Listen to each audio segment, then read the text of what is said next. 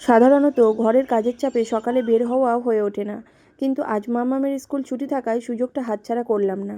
সকালের সূর্য ওঠা আর মাঠের সামনে বাবা পঞ্চানন্দের মন্দিরে বাবাকে প্রণাম জানিয়ে দিনটা শুরু করলাম।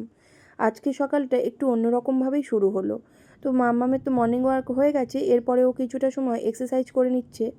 তারপরে বাড়ি এসে ওকে একটা ডাব কেটে দিয়েছিলাম, তা ও বললো আমি ডাবটা ঢেলে নিচ্ছি, তুমি ততক্ষণ ব্রেকফাস্টটা বানিয়ে নাও। তা বললাম আজকে কি ব্রেকফাস্ট বানানো যায় বলো তো। তা ও বললো অনেক দিন ম্যাগি করোনি, আজকে একটু ম্যাগি করে দাও। তা বলে সেই মতো দুজনার জন্য ম্যাগি বানিয়ে নিলাম, আর সঙ্গে ডিম সিদ্ধ করে নিয়েছিলাম। তো ও বললো মাম্মাম ব্রেকফাস্টটা করে কিন্তু আমি ড্রয়িংয়ে বসবো। তা বললাম তুমি ড্রয়িংয়ে বসার আগে স্নানটা সেরে নাও, কারণ অনেকটা বেলা হয়ে যাবে। তো এরপরে ও সেই মতো ড্রয়িংয়ে বসেছিল, আর আমিও ওর সঙ্গে একটু গল্প মজা করছিলাম। ওকে বলছিলাম যে মাম্মাম তোমার ড্রয়িংটা আগের থেকে ভালো হচ্ছে, আরও বেটার হতে হবে। তো সত্যি ড্রয়িংটা কমপ্লিট হওয়ার পরে খুব ভালো লেগেছিলো দেখতে। তো পরে কোনো দিন একটা ভিডিওতে তোমাদের ওর ড্রয়িং আমি দেখাবো।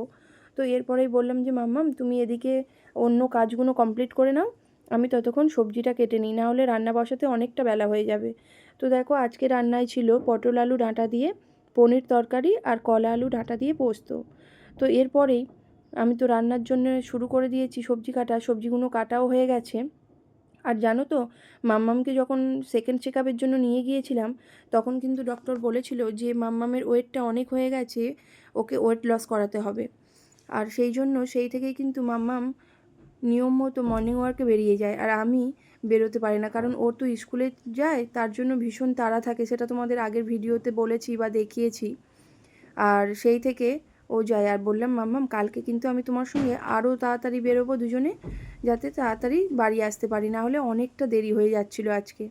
তো আজকের ভিডিওটা তোমাদের ভালো লাগলে অবশ্যই লাইক কমেন্ট করো, আর তোমাদের একটা কমেন্ট আমার কিন্তু নেক্সট ভিডিও বানাতে মোটিভেট করে। তো আজকের ভিডিওটা এখানেই শেষ করছি।